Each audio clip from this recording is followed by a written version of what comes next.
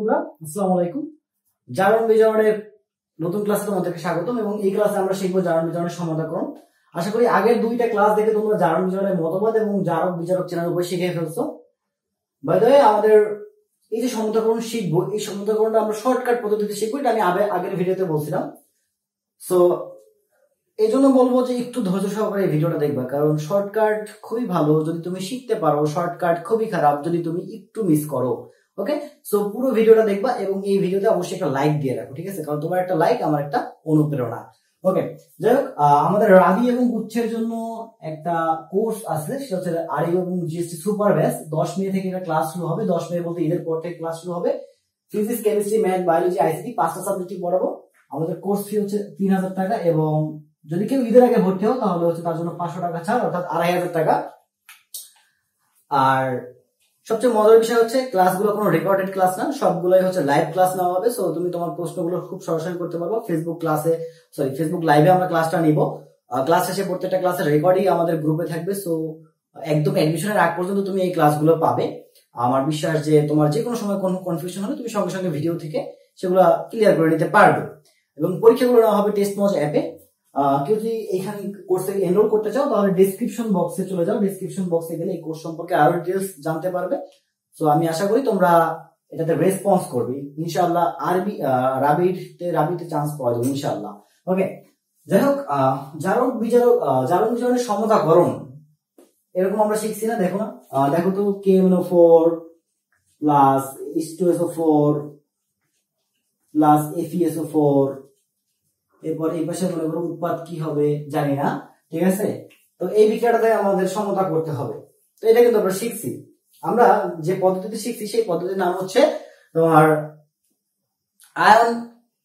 আয়নের মাধ্যমে সমতাকরণ, ঠিক আছে? আয়ন সমতাকরণ পদ্ধতি। তো আজকে আমরা শিখবো একটু অন্যরকম ভাবে, শর্টকাটে শিখবো। তো এই জন্য তোমাকে কিছু জিনিস মাথায় রাখতে হবে। আর অবশ্যই শর্টকাট অ্যাপ্লাই করার আগে বা জারণ বিজারণের সমতাকরণের আগে কিন্তু তোমাকে জানতে হবে যে বিক্রিয়ার আগে কোন অবস্থা থাকে, বিক্রিয়ার পরে কোন অবস্থা হয়। ফর এক্সাম্পল, যে KMnO4 বিক্রিয়ার আগে থাকে কি KMnO4, বিক্রিয়ার পরে কিসে পরিণত হয়?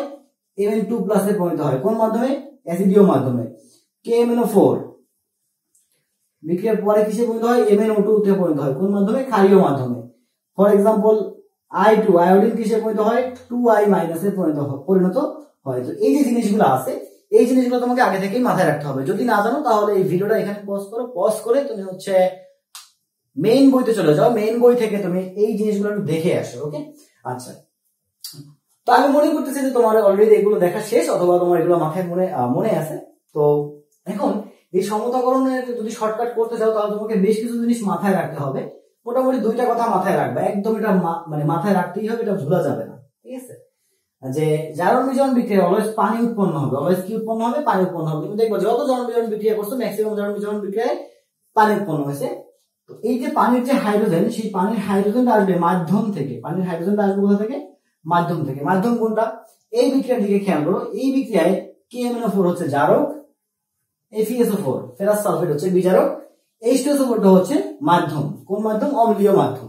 এখানে ক্ষারীয় মাধ্যমও থাকতে পারে, যদিও ক্ষারীয় মাধ্যমের কোনো বিক্রিয়া আমাদের বইতে দেওয়া নাই, আমরা এটা শিখি নাই। সো আমাদের ক্ষারীয় মাধ্যম নিয়ে চিন্তা না করলেও চলবে। মনে রাখবা যে মাধ্যমটাই তোমাকে পরীক্ষায় দেওয়া থাকবে না কেন, সেই মাধ্যমটা হবে একটা অ্যাসিডীয় মাধ্যম, অর্থাৎ একটা অ্যাসিড হবে। ওকে, এবং এই যে অক্সিজেনটা আসবে পানির, সেই অক্সিজেনটা আসবে কোথা থেকে? জারক থেকে। অক্সিজেনটা কোথা থেকে আসবে? জারক থেকে আসবে। যদি কোনো কারণে তোমার মাধ্যমে হাইড্রোজেনের শর্ট পড়ে, অর্থাৎ মাধ্যম বলতে এই অ্যাসিডে যদি হাইড্রোজেনের শর্ট পড়ে, তখন অতিরিক্ত হাইড্রোজেনের যোগান, সেই যোগানটা দেবে কি? বিজারক। এটা আমরা উদাহরণের মাধ্যমে বুঝাবো, ঠিক আছে?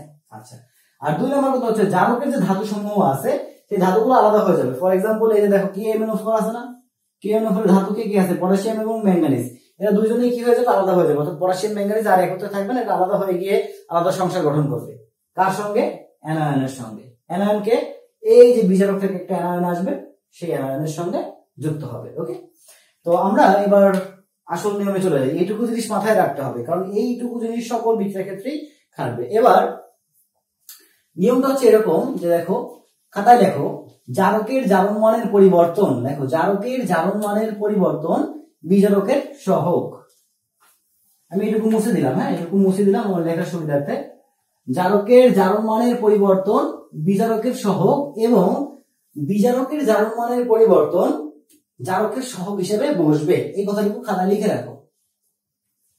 তাহলে জারকের জারণ মানের পরিবর্তন কার সহগ? বিজারকের সহগ।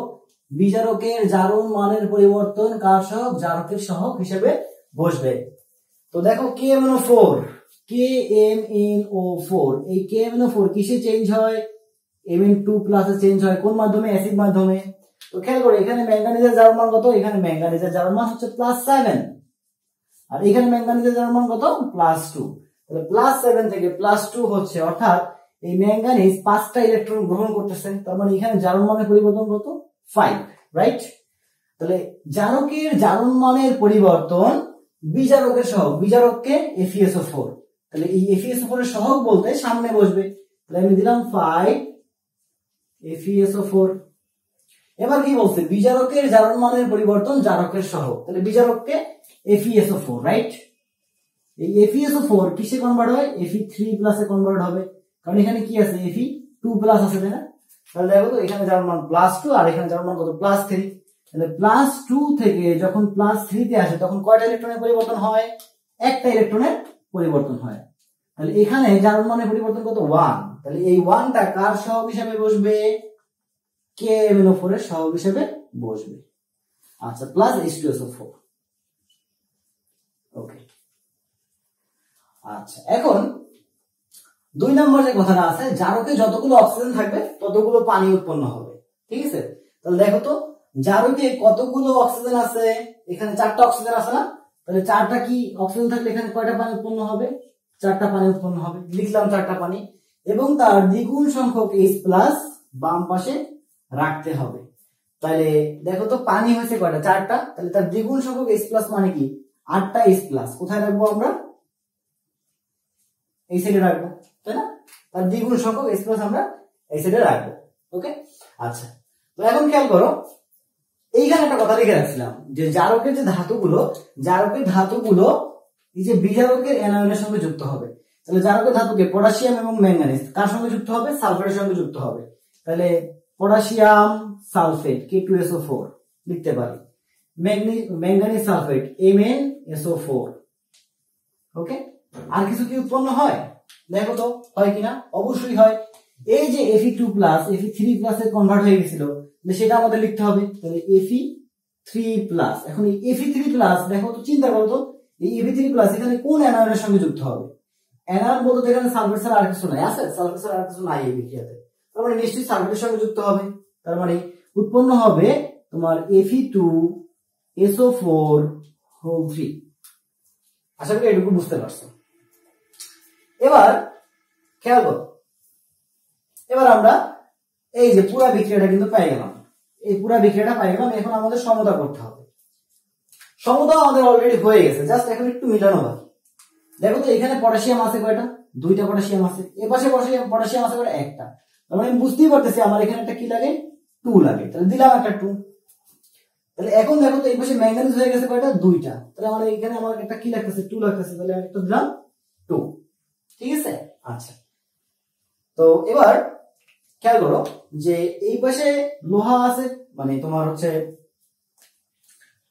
এই পাশে তোমার সালফেট আছে কয়টা? দেখো তো সালফেট আমি লোহা দিয়ে হিসাব করি, পাশে আমাদের লোহা আছে কয়টা? 2টা লোহা আছে। আর এই পাশে লোহা আছে কয়টা? 5টা, তাই না? এই পাশে লোহা আছে, এই পাশে লোহা আছে 5টা। আর সালফেট আছে কয়টা? দেখো তো 1 আর 2 3, 3 আর 3 6। আর এই পাশে সালফেট আছে কয়টা? 8 আর 5 13টা সালফেট আছে, ঠিক আছে? তাহলে আমাদের সালফেট সংখ্যা কি করতে হবে? সমতা করতে হবে। সালফেট সংখ্যা যদি সমতা করতে যাই, দেখো আমরা আরো ইজিলি সমাধান করি। এখানে লোহা আছে 5টা, তাহলে আমি এখানে চোখ বুঝে একটা 5 বসাই। 5 বসাই, দেখো এই পাশে লোহা হয়ে গেল কয়টা? 10টা হয়ে গেল না? তাহলে এখন যদি আমি 5টাকে চেঞ্জ করে 10 বানাই, 5টাকে চেঞ্জ করে 10 বানাই, দেখো তো এবার সালফেট হলো কয়টা? 8টা, আর লোহা হলো কয়টা? 10টা। এই পাশে সালফেট হলো কয়টা? 10টা। 8 আর 10 18। তাহলে দেখো তো এবার সালফেটের সঙ্গে মিলছে কিনা? এই যে সালফেট একটা আছে, এই 2টা আছে, আর এখানে কয়টা আছে? দেখো তো 3 5 15। তাহলে 15 আর 2 17, 17 আর 1 18, মিলে গেল, তাই না? তাহলে দেখো তো পানির সঙ্গে ঠিক আছে কিনা? পানির সঙ্গে কি ঠিক আছে? না, ঠিক নাই। কারণটা কি? দেখো তো এখানে অক্সিজেন আছে কয়টা 4 দুগুণা 8টা, এই 2 কিন্তু হিসাব করতে হবে, তাহলে এখানে একটা 8 আসবে। ওকে, তো এইটা হচ্ছে তুমি যত প্র্যাকটিস করবে প্র্যাকটিস করতে করতে শিখবা। আমরা আরো একটা এক্সাম্পল দেখে আসি যাতে তোমরা খুব সহজেই বুঝতে পারো। আরো একটা এক্সাম্পল দেখে আসি, একটু ধৈর্য ধরো, ধৈর্য ধরে আরেকটা এক্সাম্পল দেখো। আসলে অ্যাকচুয়ালি শর্টকাট ভাবে হয় না জারণ বিজারণের, তারপরে যতটুকু শর্ট করা যায় আমি ততটুকু শর্ট করা দেওয়ার চেষ্টা করছি। আর একটু দেখো, ফর এক্সাম্পল KMnO4 তার সঙ্গে আমরা যুক্ত করতেছি H2SO4 প্লাস H2O2। তো KMnO4 বিক্রিয়া করে কিসে কনভার্ট হয় দেখো তো, KMnO4 কিন্তু Mn2 প্লাসে পরিণত হয়, রাইট? এখানে যার মান ছিল +7, এখানে যার মান হচ্ছে +2, তাহলে মাঝখানে পার্থক্য কত? 5।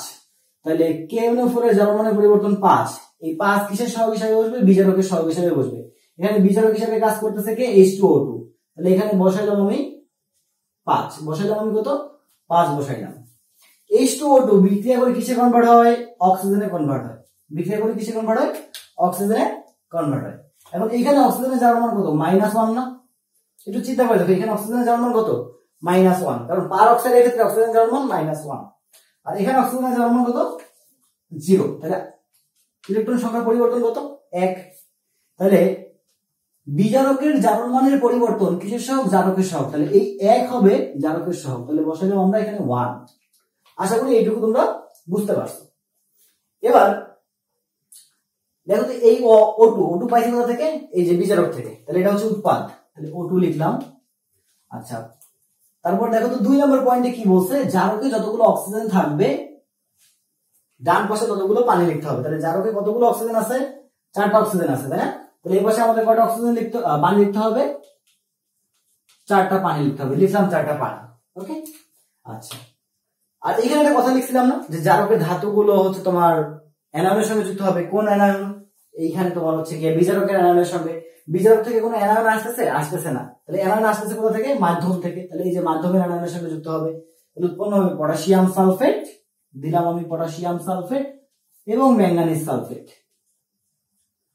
ওকে, তাহলে এবার যদি সালফেট গুলোকে আমরা হিসাব করতে যাই তার আগে দেখো যে এখানে পটাশিয়াম আছে কয়টা? 2টা আছে না?